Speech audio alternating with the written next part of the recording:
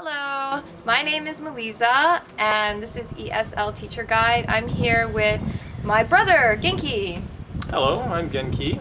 And we're here to talk about China and what it's like when you go to China. You know, a lot of us ESL teachers, we're thinking of going around the world, and he actually just came from China last week Tuesday, right? That's right, yeah. Beijing. He just got back from Beijing on Tuesday, and I was very excited to pick him up. Hadn't seen him over 2 years almost, so something like that. 2.5 years. Yeah, it's been a while. So he's been telling me a lot about China. So we thought it'd be cool if we put a video on the website, so any of you who are interested in going to China to teach English as a second language or just visit can learn something about the culture and what you might expect there. So first of all, I thought he had a cool story about money. We have some money here, Chinese money. So why don't you tell everyone what this is and your story about the money? It's pretty cool, actually. Okay, so you might already know or you might not, but the currency in China is the RMB, renminbi. This is an example of 100 RMB. This is the biggest note that you'll find in China. This is not. This is actually counterfeit. This is actually something that you may run into if you ever go to China. See, this is something really interesting because I didn't really think about this, but I did know China does a lot of, black market stuff, so this is cool. All right, how did you get that note, by the way? This one? Yeah, the counterfeit one. Oh yes, yes, this is the counterfeit. Yeah. They're very hard to tell apart sometimes. So how did you get that one? I got this from a taxi driver. Yeah. And pay attention because you'll probably run into something like this, maybe not with the taxi driver, but maybe with one of the shops. Basically, they'll charge you something. Maybe they'll charge you 50, maybe 60 RMB, something reasonable, the normal price. And you'll give them that money. And then they'll take it and then they'll inspect it for a little while. Maybe they'll take it out of sight for a second or two, and then they'll come back to you and say, "I'm sorry, I can't take this. There's a rip in one of the bills." In China, they're very, very, very picky. Oh. Very picky about the money. What So a this trick. is very believable. People will often give your money back and say it because it's damaged. And they'll do that legitimately. So you have to be careful. So they'll give it back to you saying, "I'm sorry, this bill is damaged. I can't take it. Do you have another one?" And it'll be like the 50 or something large that you obviously don't have another one of. And so you'll give them 100 or something large, because that's all you have left, right? And they'll take it and they'll pretend to check it, see if it's counterfeit, because everybody checks for counterfeit in China except for me and other tourists and visitors.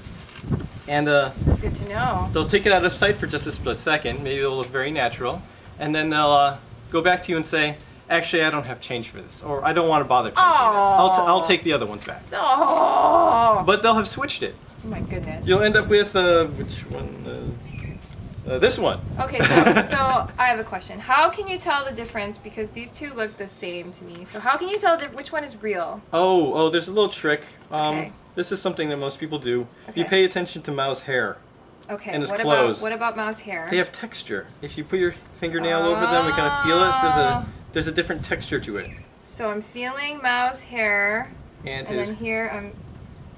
nothing there. Oh wow! Okay, so I'm just gonna bring these up a little closer so you can kind of see what they look like. But this is Mao he's talking about right here, and if you rub here, you can feel that it's like very flat paper. But if you rub his hair over on the real bill, you can kind of feel a little bit of texture, and it has like you can feel like the grooves in his hair.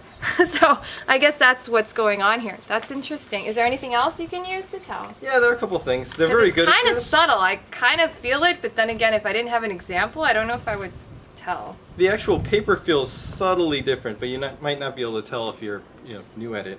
Also, there's going to be a watermark on the white section here. Now, here's the tricky thing. The counterfeits are still going to have a watermark. They're very good at this. But the watermark will be slightly different sometimes. Oh my goodness.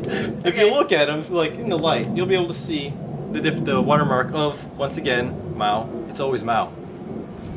And that's another way you'll be able to tell. And the last way that I know is the strip that goes down the middle of the bill. In a real one, the strip will be very solid. If you hold it up to the light, as you can see, it's very opaque. It's like a dark line straight down. The counterfeit one, usually they make it with whatever they can find, so it's usually not quite as dark. You won't be able to see all the way through it. Oh my goodness. You have to get used to it, but So- if you pay attention, you might be able to catch it. Wow. Oh yeah, check that out. That watermark does look different. Holy moly. At first I Yeah. was rather upset once I found out, but then I realized it makes a pretty cool souvenir. Yeah, it does make a good souvenir. One of them makes a good souvenir. One of them makes a good souvenir, yeah.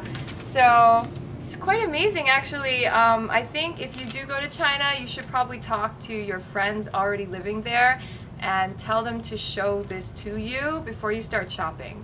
Because you're gonna have to like feel these bills and look through them before you can understand the differences, I think. And you probably should compare real bills every time you get bills from other people. Seems like it, right? It's true. Oh my Pretty much goodness. everybody checks. Anytime you buy anything with anything more than like a 20, people are going to check. Don't feel offended. It's normal. Wow.